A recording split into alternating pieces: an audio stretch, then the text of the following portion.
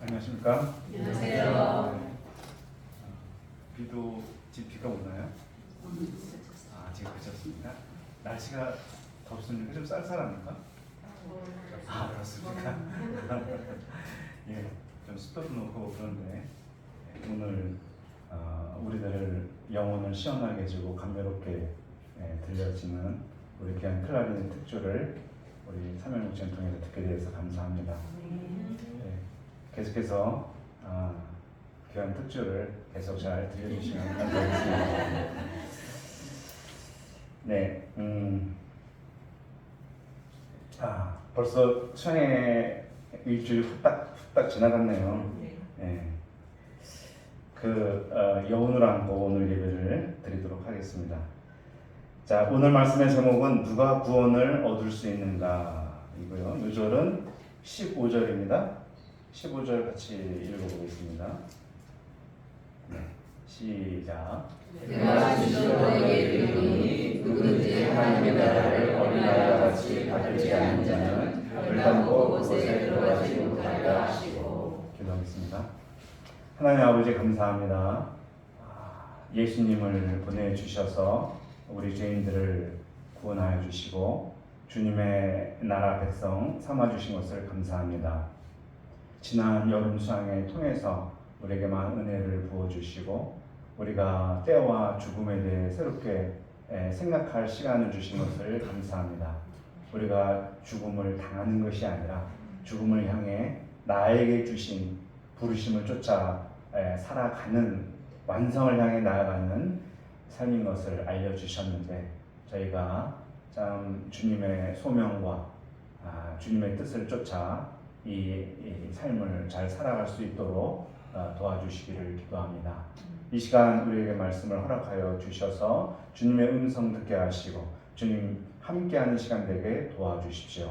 감사하며 예수님의 이름으로 기도합니다. 아멘. 자, 누가 구원을 얻을 수 있는가?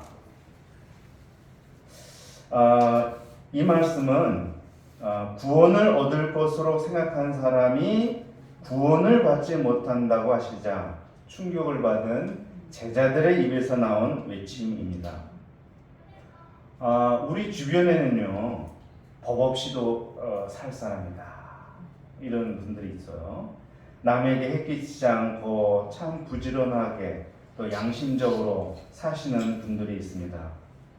만일 그런 분들을 보면서 저런 사람도 천국에 들어가기 어렵다라고 말하면 정말 이상할 거예요. 우리도 도대체 어떤 사람이 그러면 천국에 들어갈 수 있겠냐 의아한 마음이 우리도 들 것입니다. 오늘 본문에는 세 부류의 사람이 등장을 합니다. 첫째는 바리새인들이죠. 둘째는 어린 아이이고요. 셋째는 어떤 한 사람 이렇게 등장을 해요. 자, 우리는 어떤 사람에 가까운가? 나는 어떤 사람과 가까운가? 과연 나는 구원을 얻기에 합당한 삶을 살아가고 있는가? 돌아보는 시간이 되기를 기도합니다. 바리새인들이 예수님께 질문을 합니다. 남자가 아내를 버리는 것이 옳은 일입니까? 이렇게 묻습니다. 이혼해도 좋은지, 당신은 이혼 찬성론자인지 반대론자인지 밝히라는 거예요. 오늘날이라면 남자가 아내를 버리는 것만 아니라 여자가 남편을 버려도 되느냐 두 가지 상황을 다 고려해야겠죠. 여러분에게 묻습니다. 버려도 되나요?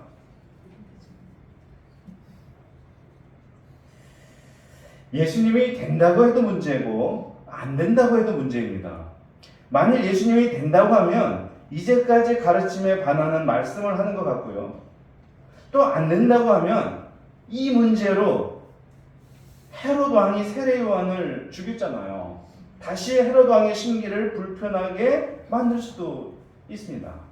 그러니까 시험이 되는 것이죠. 바리새인들은 늘 그런 식입니다. 예스나 노로 대답하라고 푸시합니다. 그러나 세상에는 예스나 노로 답할 수 없는 것들이 참 많습니다. 가끔 조언을 구한다고 하면서 이렇게 물어보는 분들이 가끔 있습니다. 제가 취업을 할까요 말까요? 제가 결혼을 할까요 말까요? 제가 한국에 있을까요? 해외로 나갈까요? 제가 진학을 할까요 말까요? 알려달라고 묻습니다. 무엇이 하나님의 뜻인지 기도하고 말해달라고 합니다. 제가 어떻게 합니까? 그래서 목자로 사는 분들은 자주 시험에 드는 것 같습니다.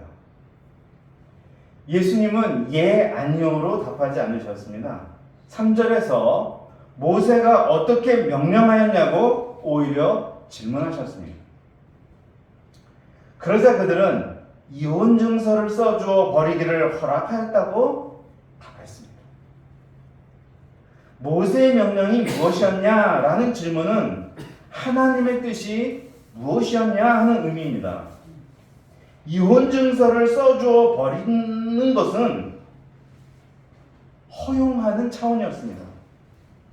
자, 명령하는 것과 허용하는 것은 다른 의미입니다. 하나님이 이혼을 허용했다는 것이 하나님이 기뻐하시는 뜻은 아니었다는 말이에요. 하나님이 사람을 남자와 여자로 창조하셨습니다. 그리고 부모를 떠나 둘이 한 몸이 되도록 하셨습니다. 하나님이 짝지어 주신 것을 사람이 나눌 수 없다고 하셨습니다. 그러나 이런 하나님의 원칙만으로 세상이 돌아가지 않고요. 억울한 일이 없어지지도 않습니다. 여전히 남자들은 아내를 헌신짝처럼 버렸습니다. 당시에 아들을 낳지 못한다고 버렸고, 밉다고 버렸고, 밥을 태운다고 버렸습니다. 그러면 여자는 당하고만 살아야 됩니까? 그들도 자기 인생을 살아야 되잖아요.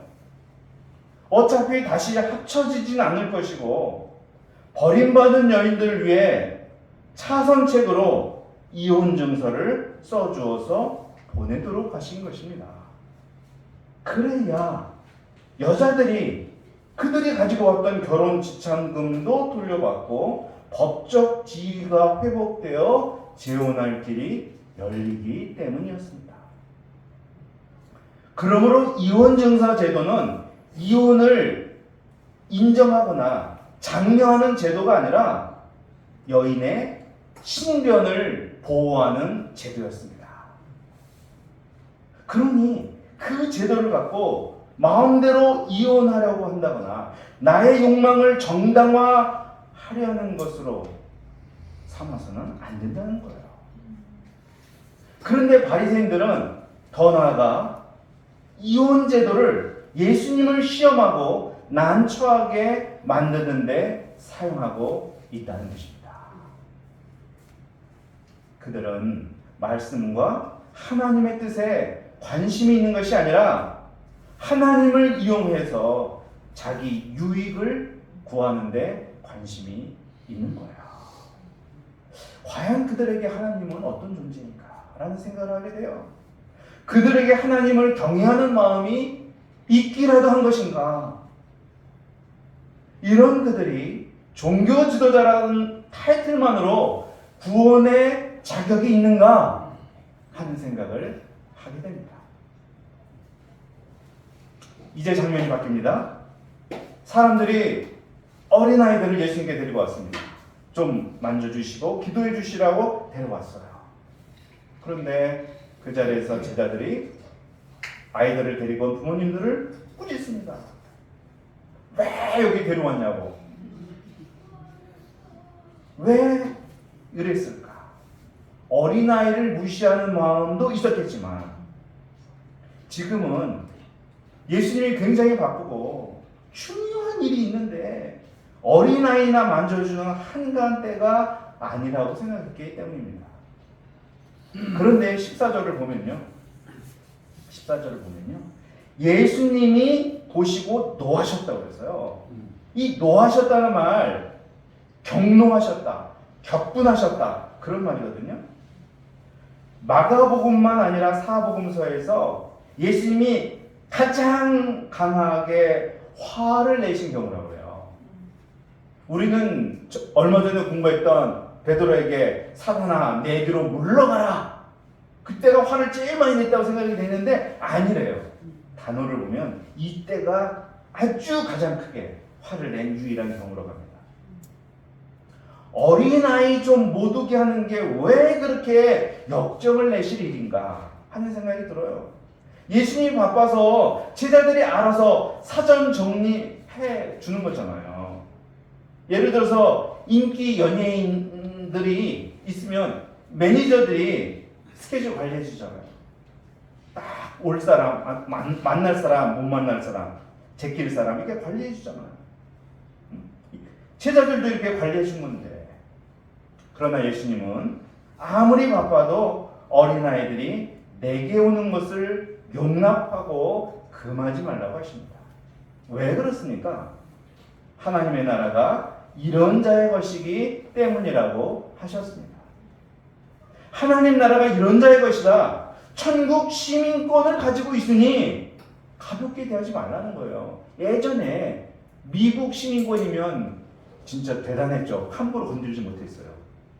그것처럼 천국 시민권을 이 어린아이들이 가지고 있으니 함부로 대하지 말라는 거예요. 자, 그러면서 15절. 내가 진실로 너에게 이르노니 누구든지 하나님의 나라를 어린아이와 같이 받들지 않는 자는 결단코 그곳에 들어가지 못하리라. 이렇게 말씀하셨어요. 그러면 생각해 봐야 되겠죠? 어린아이 같은 사람은 어떤 사람입니까? 어린아이의 특징이 뭔가? 있는 그대로 받아들이는 것입니다. 상대방이 무슨 이야기를 할 때 굉장히 있는 그대로 선입견을 갖지 않죠? 그대로 받아들여요. 손에 잡히는 건 무엇이든지 믿고 입으로 가져갑니다. 주면 마다하지 않고 먹습니다. 반려견이든 반려묘든 무서워하지 않고 껴안고 입 맞추려고 합니다. 세상의 모든 것을 거부하지 않고 받아들입니다. 제 아이들이 초등학교 저학년 시절까지 제가 퇴근해서 집에 들어오면 늘 했던 행동이 있습니다. 그것은 제 손을 잡고 제 무릎을 도움닫기로 이용해서 공중제비를 도는 것이었습니다. 상상하실 수 있을지 모르겠습니다. 다칠 수도 있는데 아이들은 한 번도 다칠 거라는 생각을 하지 않고 제가 현관문을 열고 들어오면 항상 그 예식을 했어요.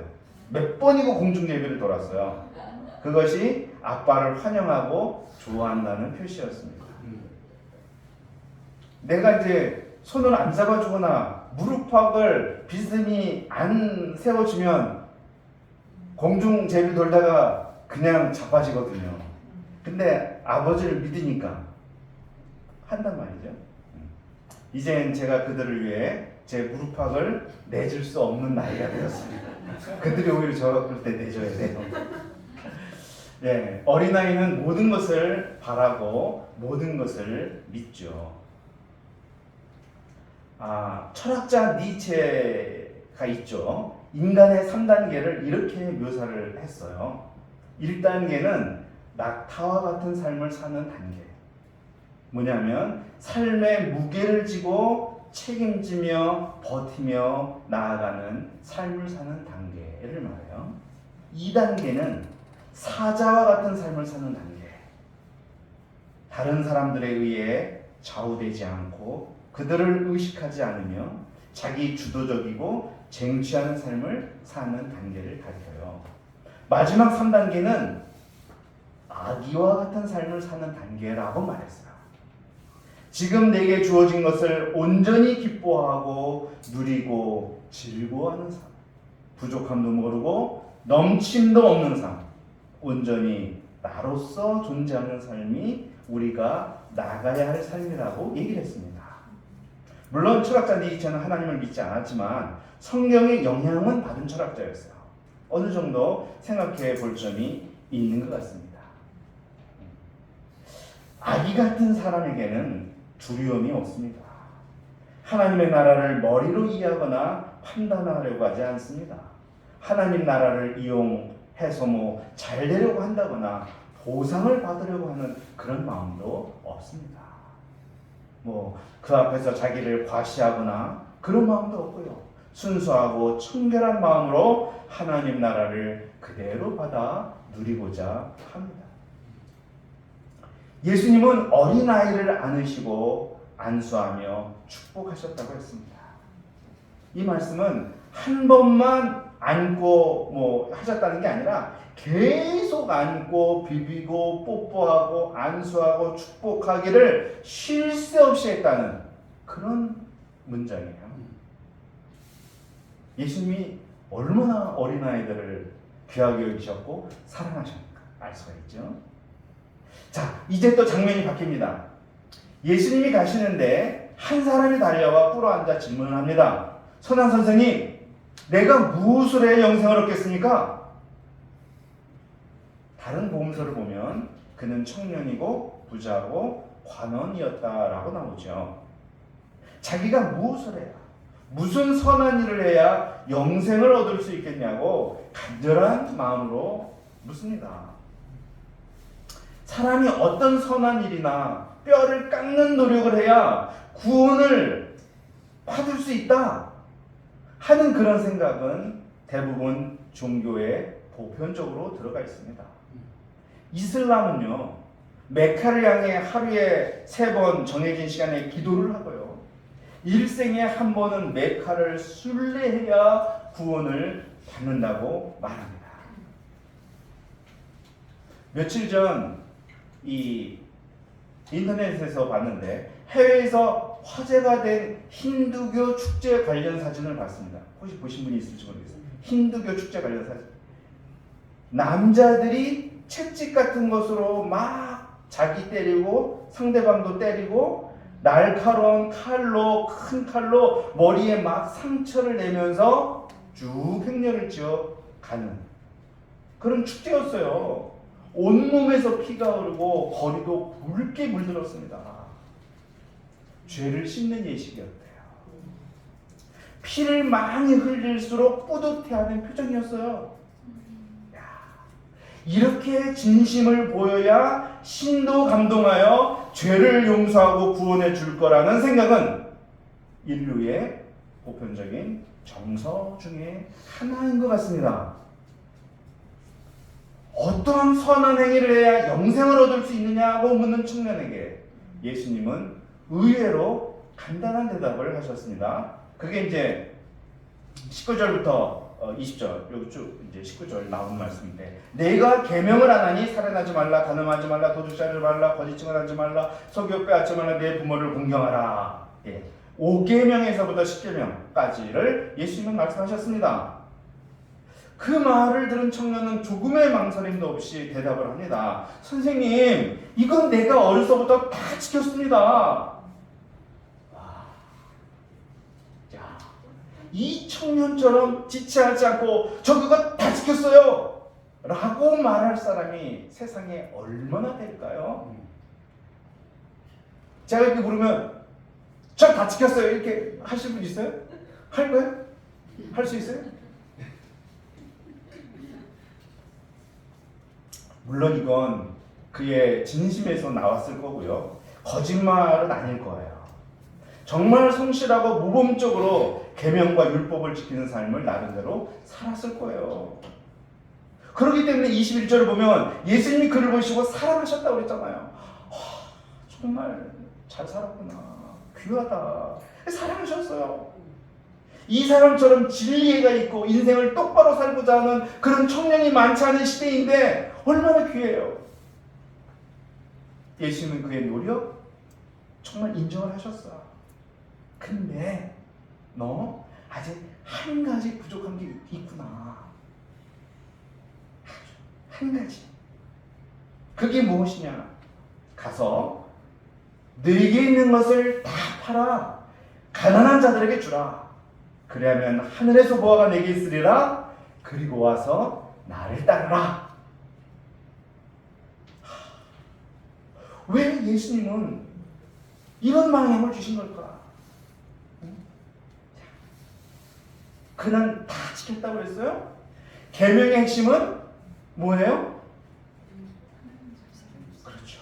하나님 사랑, 이웃 사랑이에요. 그 이웃 사랑을 여기서 말씀하신 거예요. 그래, 네가 계명을 다 지켰으면 이웃을 사랑할 것이고, 특히 가난한 이웃을 위해 물질을 사용하는 게 어렵지 않을 거다. 그러니 네 있는 것을 다 팔아 가난한 자들에게 줘. 이렇게 나온 거죠. 그런데 그는 어떻게 반응했습니까? 그 사람은 재물이 많은 거로 이 말씀을 인하여 슬픈 기색을 띠고 근심하며 갔다고 말씀합니다. 그는 예수님의 말씀을 듣는 순간, 예수님의 말씀이 가슴에 부딪혀오는 순간, 이웃을 위해 재물을 풀 수 없다는 것을 알았습니다. 지금까지 남들보다 뛰어난 삶을 살긴 했지만 재물보다 이웃을 더 사랑할 수는 없었던 걸 알았습니다. 그는 이웃을 사랑한다고 생각해 왔겠지만 실은 재물을 더 사랑했습니다. 그 재물을 사랑하는 마음을 저 깊은 무의식의 세계에 밀어넣고 선한 행위로 자기를 기만하며 살아왔다는 것이죠.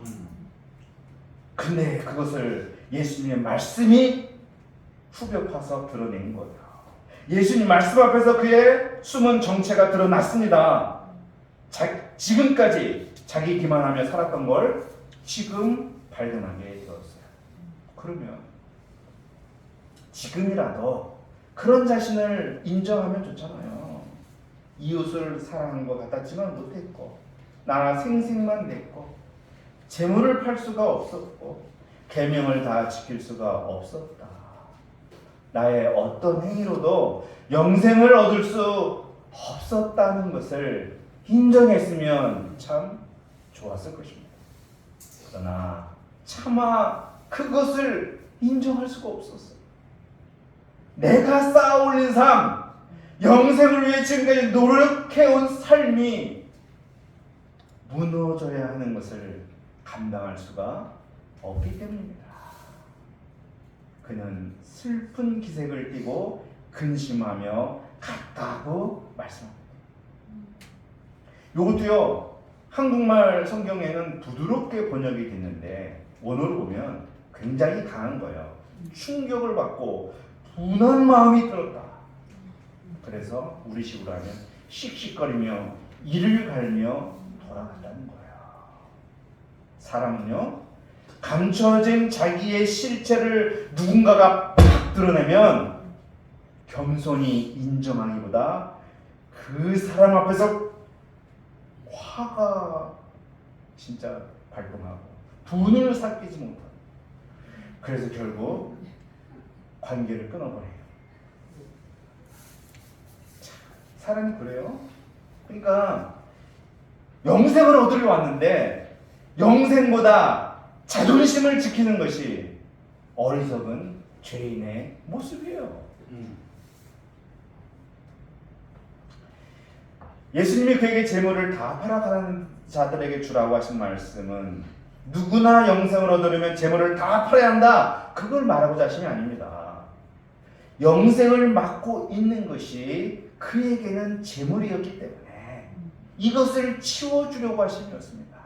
너 그것 때문에 안 되니까 치우자. 응? 그리고 또한 계명을 완벽하게 지키는 사람 없고 너도 마찬가지야 라는 것을 알려주고자 하심이었습니다. 사실 파는 것도 중요하지만 더 중요한 건 예수님을 따르는 것입니다.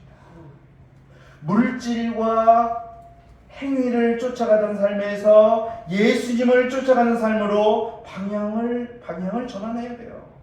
그게 회개예요. 예수님은 선한 행위로 영생을 얻으려고 나온 그에게 지금 회개하고 예수님을 따르라고 하신 것이었습니다. 그가 돌아가자 예수님은 제자들을 둘러보시며 재물이 있는 자가 하나님의 나라에 들어가기가 참으로 어렵구나. 낙타가 바늘기로 통과하는 것보다도 더 어렵다. 이렇게 말씀하셨습니다. 그만큼 재물의 힘이 아주 강해요. 그래서 그렇게 말하잖아요. 하나님과 맞짱을 뜨는 세력은, 대상은 재물, 만몬이다, 이런 말 하지 않습니까? 그 재물의 지배에서 벗어나 하나님께로 가는 게 너무나 어렵습니다. 그 말을 듣자 제자들은 심히 놀랐습니다. 충격에 빠졌어요. 왜? 재물이 많은 게 복이라고 생각하기 때문입니다. 또 그 사람은 자기들보다도 굉장히 행동으로 도덕적으로 더 뛰어나 보이는데 이런 사람이 안 된다니. 그래서 서로를 쳐다보며 얘기를 하는 거예요. 그럼 도대체 누가 구원을 얻을 수 있지? 야, 너 알아? 누가 구원을 얻을 수 있지? 이런 얘기를 하는 거예요. 그 얘기를 들으시면서 예수님 말씀하십니다. 27절, 사람으로는 할 수 없으되 하나님으로는 그렇지 아니하니 하나님으로서는 다 하실 수 있느니라. 사람은 할 수 없습니다. 자기 힘으로 구원에 이룰 수가 없다니까요. 여기 헤엄 잘 치시는 분 있어요? 헤엄 잘 치시는 분. 아무리 헤엄을 잘 쳐도 서울에서 뉴욕까지 갈 수 없잖아요. 여기 혹시 높이뛰기 잘 하시는 분 있어요? 높이뛰기를 아무리 잘해도 달나라까지 뛸 수 없잖아요. 사람의 선행과 노력이라는 것이 헤엄치는 자가 오리발을 끼고 뉴욕까지 가보자 하는 것이고요. 높이뛰기 선수가 에어조단 운동화 신고 달을 따고자 하는 것과 똑같은 거예요. 사람이 자기 힘으로 구원에 이를 수 있다면 왜 예수님이 직접 이 땅으로 오셨겠습니까? 사람은 할 수 없지만 하나님은 다 하실 수 있습니다. 제자들이 모든 것을 버리고 예수님을 따를 수 있게 된 것도 사실은 하나님이 하신 일입니다. 그 증거가 있어요. 나중에 그들 모두가 예수님이 잡혀갈 때 예수님을 부인하며 도망간 사실, 그때 예수님 못 따랐잖아요. 그게 뭘 보여주는 거예요? 바로 주님의 은혜와 주님의 주권이 있었기에 그들이 예수님을 따를 수 있었다는 거예요. 그들 힘으로는 결코 예수님을 끝까지 따를 수가 없습니다. 오늘날 우리가 많은 것을 내려놓고 주님을 위해 살 수 있었다면 그것은 나의 의가 아니고 나의 공로가 아니고 그것은 주님이 하신 일입니다. 누가 구원을 받을 수 있습니까? 하나님을 섬기는 게 아니라 하나님을 이용하려는 바리새인들은 아마 해당되기 힘들 것입니다. 상대적으로 선하기는 하지만 나와 재물을 끝까지 붙들고자 하는 자도 해당되지 않을 것입니다. 이에 반해 어린아이는 어떻습니까? 하나님에 대한 이해가 바리새인보다 부족합니다. 모범적인 행동이 본문의 그 청년보다 부족합니다. 이뤄놓은 성과가 거의 없습니다. 그래서 자기 의가 없습니다. 남과 비교하지 않습니다. 자기를 의식하지 않습니다. 그러니 자기를 속이지 않습니다. 하나님 앞에서 절대적으로 무력한 존재임을 인정하고 하나님을 절대 의존합니다. 이 의존하는 마음으로부터 하나님을 향한 경외심이 나오는 거고요. 또 예수님을 끝까지 따르고자 하는 열망도 생기는 것입니다. 마지막 말씀을 보면요. 10장 31절을 보면요. 그러나 먼저 된 자로서 나중되고 나중된 자로서 먼저 될 자가 많으니라 라고 말씀을 하시면서 마무리를 짓습니다. 이 말씀 보면 항상 그것이 생각나요. 토끼와 거북이 우화죠. 먼저 시작한 토끼가 결국 거북이한테 역전당했습니다. 그죠? 신앙생활 할수록 난 그래도 다른 사람보다는 낫지, 쟤보다는 낫지.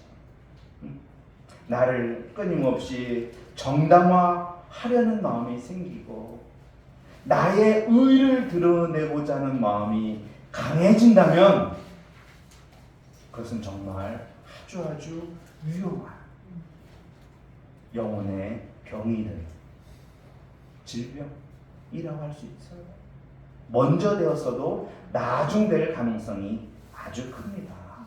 그렇지만 어떤 인생의 여정 가운데 있더라도 어떤 성과와 열매와 축복이 있었더라도 늘 하나님 앞에서 절대 무력한 존재고 말씀 앞에서 늘 죄인의 심정으로서 어린아이와 같은 그런 겸손의 마음으로 살아간다면 비록 나중되었어도 먼저 될 가능성이 큽니다. 이전에 제가 우리 대학로 교회가 무사람을 섬기는 첫째들로 우글거리는 공동체가 되기를 기도한다고 했습니다. 이제 오늘 말씀을 볼 때 참 하나님의 말씀 앞에서 죄인으로 자신을 깊이 발견하고 하나님 앞에서 나의 무력함을 깊이 인정하면서 우리가 항상 어린아이 같은 마음과 어린아이 같은 자세로 예수님을 따라가는 그러한 분들로 가득 찬 우리 대학로 공동체가 되기를 간절히 기도합니다. 기도하겠습니다. 하나님 아버지 감사합니다. 오늘 말씀을 통해서 참 우리가 그 무엇보다도 하나님 앞에서 내가 절대 무력한 존재, 아무것도 내세울 것이 없는 존재, 항상 그것을 발견하며 어린아이처럼 살아가는 것이 중요한 것을 배우게 됩니다. 내가 지금까지 살아오고 이 자리에 오게 된 것이 모든 것이 주님의 은혜고 주님의 주권인데 오직 주님만을 높이고 우리가 그 앞에서 어린아이같이 하나님 나라를 받들며 살아갈 수 있도록 도와주시옵소서. 감사하며 예수님의 이름으로 기도합니다. 아멘.